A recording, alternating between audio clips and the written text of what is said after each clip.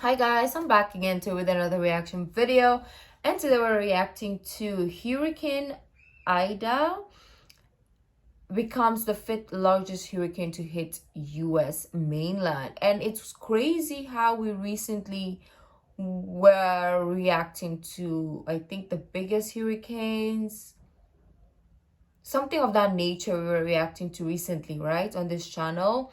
And also we reacted to one of the hurricanes that hit Alabama, and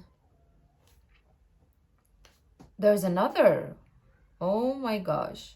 So I didn't know anything about this. I wasn't aware on social media. I haven't been on social media for a while.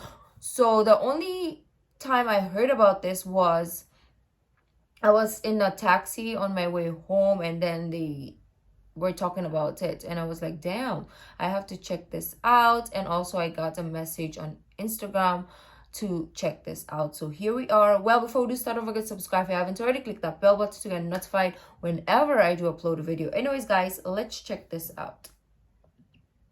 Let's get an update now on Tropical Storm Ida. Of course, hit the Louisiana coast as a Category 4 hurricane. Shepard Smith has the latest for us from CNBC headquarters. Shep. David, the fifth strongest hurricane to hit the U.S. mainland in recorded history.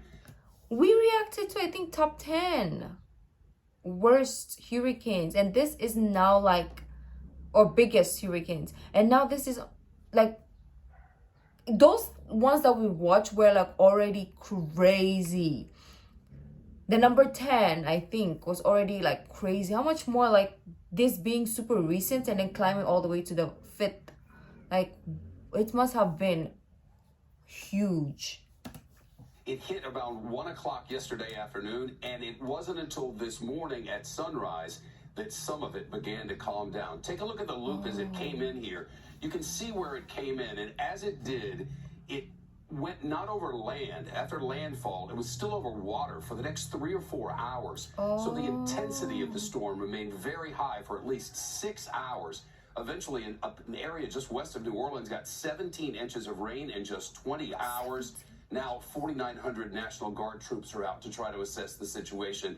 One person did die, according to authorities in Ascension Parish, when he went outside to check on trees on his property. Right now, more than 1 million people are without electricity across Louisiana and Mississippi. All of New Orleans without power. We'll go live there in a moment. Again, it's the... I hope everybody will be okay, because this has been a week, so I hope everybody's okay. Fifth largest storm ever to hit the continental United States.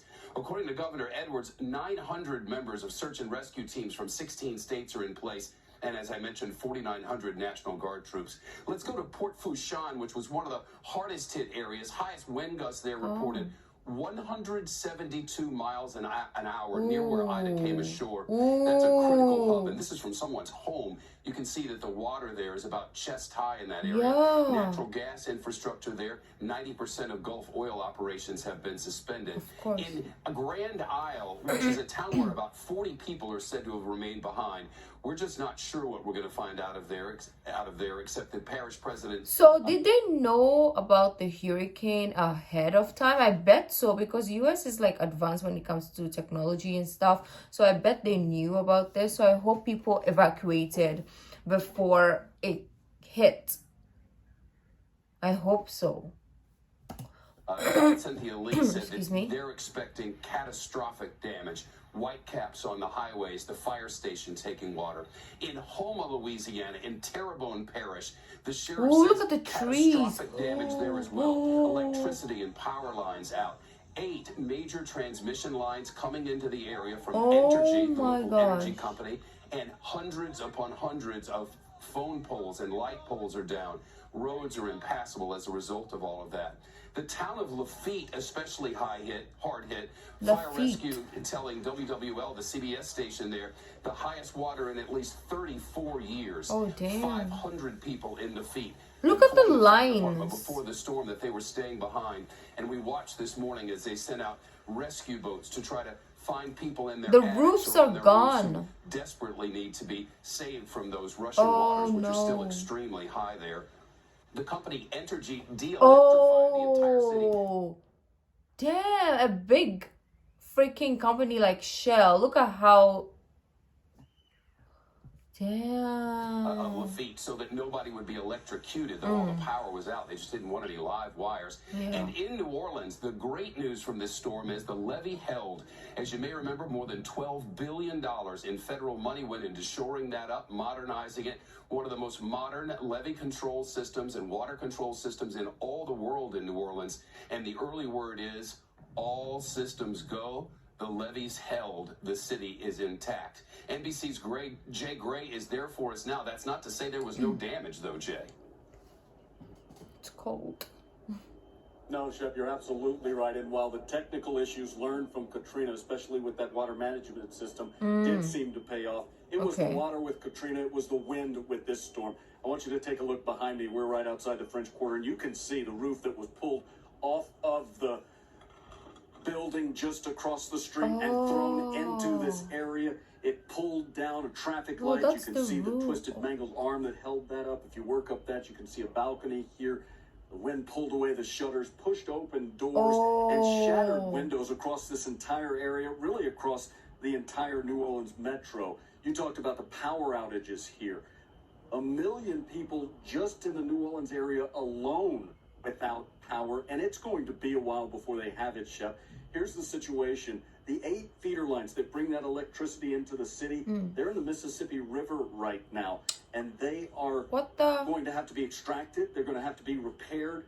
That's a daunting task. It's going to take some time here. With the daylight, we've got people coming out, those who rode it out, and taking a look at the damage here. They're overwhelmed. It is an overwhelming scene, and again, it is widespread here, Shep. It is all across this city. And until you get that power back, and you know this well, it's tough to get that recovery and rebuilding process going in earnest. So they've got to get the power reestablished. The mayor begging people who did move to higher ground, stay out for as long as you can. There's nothing for you here. The power is out. So they did evacuate some people. And yeah, coming back is gonna take weeks, even months to get back to a kind of like how it was before. It's going to be muggy. Let these teams get in, do what they can before you come back. A tough ask if you left your home. You've been watching this coverage for 24 hours. You've seen the devastation. You want to know what's happened to your house. Yeah. Getting back in, I think we're going to see a lot of people do that over the next couple of days here. Jay Gray, live on scene in New Orleans. Jay, thanks. And think of this, to the south and west of New Orleans, according to local officials, many areas have no power, no water, no sewer, no cell phone coverage. Essentially completely cut off from the outside world. The roads impassable, and many of those small towns in the bayou flooded.